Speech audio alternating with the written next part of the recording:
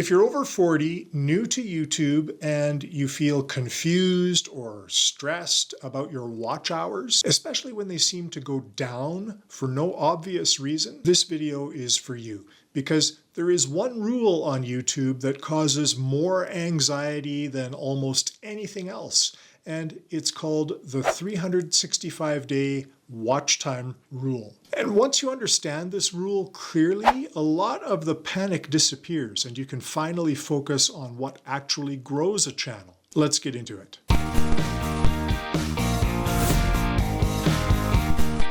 So I did a video where I explained why YouTube watch hours drop and why that doesn't mean your channel is failing, and I'll link that at the end of this video. This video, though, goes one step deeper, and I'm going to explain exactly what the 365-day rule really means. Also, why your watch hours can drop even when you upload, and how to think about growth the right way, especially if you're starting YouTube over 40. Don't worry, no tech jargon, no hype, just a clear explanation. Here's the simplest way to understand it. YouTube only counts watch time from the last 365 days. That's it. Not lifetime watch time, not since you started your channel, just the most recent year. And every single day, a new day is added to the front, and a day from a year ago drops off the back. So your watch time is always moving. It's not a score that only goes up, it's a rolling window. And this is where most beginners get confused. Imagine your watch time like a conveyor belt. New watch hours are being added on one side, while old watch hours are quietly falling off the other side. Now here's the important part. If the old hours falling off on the end are more than the new hours coming in, your total goes down, even if you upload, even if you worked really hard, and even if nothing is wrong.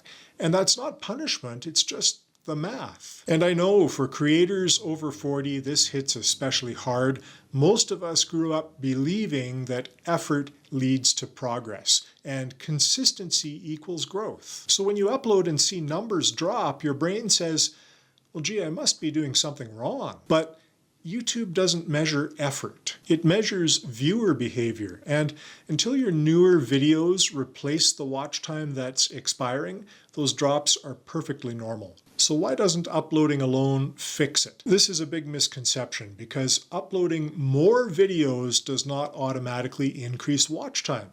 And that's because watch time depends on a lot of things. Of course, it depends on how long people stay. It depends on how many people keep watching, whether they move on to another video. One strong video that holds attention for 6 to 8 minutes can outperform 5 short, rushed uploads. And this is especially true for small channels. So what should you focus on? Here's the shift I want you to make. Stop asking, did my watch hours go up today? And start asking, am I building videos people actually finish? Early on, your job is not speed, it's clarity. Clear topics, clear titles, clear value. If you build a small library of videos that continue getting watched over time, the 365-day rule stops working against you and it will start working for you. Now here's something else that's important to keep in mind. If you're over 40, you are not here to chase the algorithm.